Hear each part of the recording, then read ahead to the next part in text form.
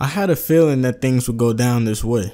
There is no way that Delta is pulling up on a Kage in his own village without being ready to give that smoke. Delta had to have that free smoke on deck if that's how she rocking. Like, there's no way you just pulling up to the scene like that without having all the smoke to give. I mean, I'm not super surprised that she brawled out. And when she actually first came up to the scene, she came to the scene being cordial. My boys Ray Shrimmer, they left from the scene being cordial, but Delta came to the scene being cordial, and she was like, hey, I know you're Naruto Uzumaki, you're the leader of these Konoha shinobi. I've heard about you, it's an honor, but you know what I'm saying, I'm trying to get to this man right behind you. I only have business with this kid behind you, so if you could just step out the way. And Naruto was like, it's my ninja way, you won't touch Kawaki, and you won't touch Boruto, and you won't touch Himawari. And Delta was like, okay, that's fine, but you're gonna have to run these hands, my guy. So Naruto, the 7th Hokage versus Delta of Kata. Delta is a monster, confirmed from this chapter. Boruto chapter 31. Some crazy stuff, man. So also, if you haven't checked out my Thieves of Kata video, you should probably check that out, considering that this chapter gave more leverage to my notion that Delta was the rage thief. If you don't know what that means, go check out those videos. The 5 Thieves of Kata, the Thieves of Kata volume 2, go peep those. But from this chapter, of course, Delta's body is ninja tools. It's similar to Kawaki in terms that they're literally both a scientific ninja tool in essence. Like, their whole body is scientific ninja tools. So with that, we finally discovered that those interesting looking eyes that Delta has are in fact scientific ninja tools that are capable of absorbing ninjutsu and shooting it back. That's some crazy stuff, man. Like, it's just so awkward to have her absorb ninjutsu through her eyes. Like, that's kind of weird to me.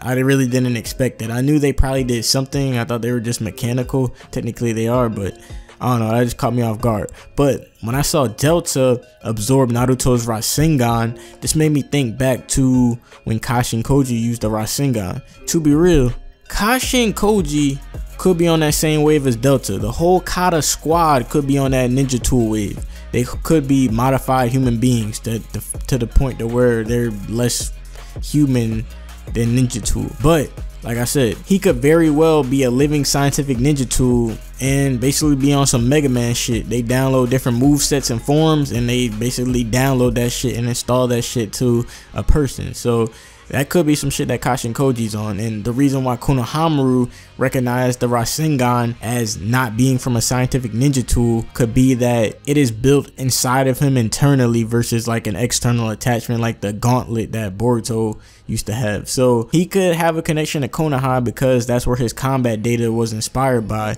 But that's just another possibility that I thought of while seeing Delta basically do all this crazy shit. So, but going back to Delta, she starts brawling out. No cap. Like, she over there just spazzing on Naruto. Like, I was sure that this would be an unorthodox battle, and that's what would give Naruto trouble. I knew this with Kata in general because they're not shinobi. They're just heathens. Like, so I knew that it would be like this, but I didn't expect it to be this crazy. Like, Delta really, like, she with the shit. So, I mean, it took Naruto a while to get adjusted to her fighting style because her body is like enhanced scientific body parts, and it's, like I said before, extremely unorthodox. She is basically able to do stuff like the Symbiote Carnage if you keep up with Spider-Man. Just how you have all those axes and like slight like swords, and she can do all that. Same kind of concept as Kawaki. She can do all that, so it's kind of hard to engage. It's kind of hard to engage in taijutsu when you got this woman over here turning her body into swords and axes and shit. So I mean, it's gonna be a tough situation. So crazy stuff, no doubt. I mean, I'm hoping to see some jutsu from her, though, considering that, I mean, we've only seen her like manipulate her body, but I want to see like some actual jutsu, just like how Kashin Koji uses the samadhi flames and the frog, I mean the toad ninjutsu and stuff like that. I want to see what Delta got. I mean, is she only hand-to-hand combat, or does she have more tricks up her sleeve? So can't wait to see that. And Naruto and Delta all-out fight to the death. I mean, Naruto thought he was about to Rasengan her to the face, but she absorbed that jump. So that's when it got interesting, because she not gonna get slapped around like that. I mean, some people thought Naruto was gonna just decimate this woman. Like, Naruto was really ready to do that, but that's not how it's finna happen, man. There's no way you're bringing in this organization. There's no way she's pulling up on you and she's getting slapped. Like, it just didn't make no sense. How she pulled up, that's how she really was coming, man. Smoke all 2019. Like, that's how Delta operating. So one thing that I did realize while reading the chapter over is that Kashin Koji, one of my favorite characters in Boruto, was nowhere to be seen in this chapter.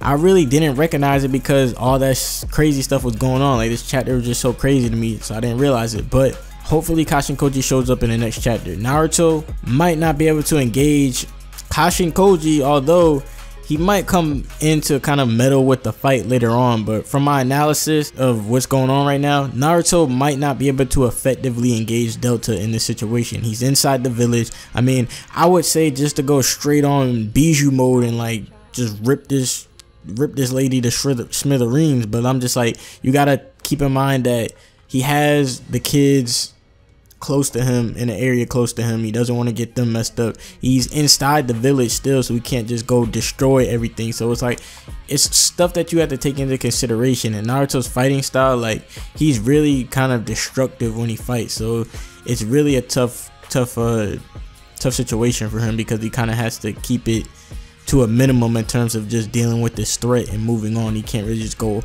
all out. He said he's gonna go all out. So they're both in that kind of unorthodox realm of combat and abilities and things such as that. There's like a situation where Boruto and Kawaki might actually be able to defeat Delta by tag teaming for the first time and unlocking some cool combination skills with their karma seals, which I think would match up great against Delta, considering that, you know what I'm talking about, this karma and all that other stuff is in a different league than the whole shinobi narrative is in its own path. So I feel like that's the only way to deal with Kata, and Naruto's gonna realize that Boruto, I'm not gonna be able to deal with this organization. You're gonna have to train and become stronger, just like Naruto did in part 1. You're gonna have to you're gonna have to increase your skills so you can take these people down, because you're our only hope, considering that these dudes on some other type stuff. So I mean, I really want to see what Boruto does, considering that he almost tried to jump into this fight, but Naruto was like, yo, don't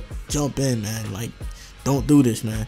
Just stay put. So I feel like it's gonna come to the point where Naruto needs help, and Kashin Koji's gonna be sitting there rubbing his beard plotting, maybe I should take Delta out. But another thing, like the last kind of thing I wanted to point out, was that Naruto was questioning Delta, asking her why she took on the trouble of coming into enemy territory, saying that she must be rather desperate because that takes some guts, while continuing to ask, what is Kawaki to them? Like, why is this dude so important? What is he that you're coming into an enemy territory to fight the Hokage?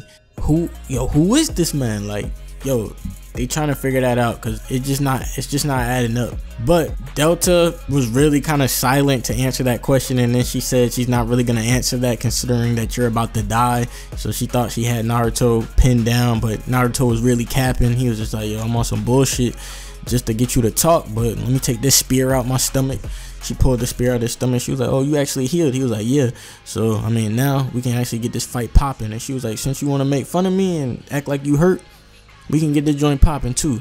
So I mean, the fight's I feel like it's gonna climax next chapter, or we could just have this long drawn out fight that continues on and continues on. But Naruto didn't even call for backup. I feel like Kawaki is definitely linked to Kata's vitality as a group, considering how far Delta is going to retrieve him. I feel like they're missing something that would make them complete, per se, and that they need Kawaki to fill that void in some manner. Like, I feel like he's a special ingredient or a special, like, piece of the puzzle that really will help them unlock whatever they're trying to do. So I just feel like that in terms of Kawaki. But I'm liking this Boruto, man. Like, this Boruto is really amping up. Like, it's going crazy. But I mean, we will see. This chapter was definitely interesting. Subscribe if you like the content, like the video if you enjoyed it, and leave a comment with your thoughts below. It's been your boy, Anime Analyst, aka the Young Jiggy Ninja. I'm out this. Peace.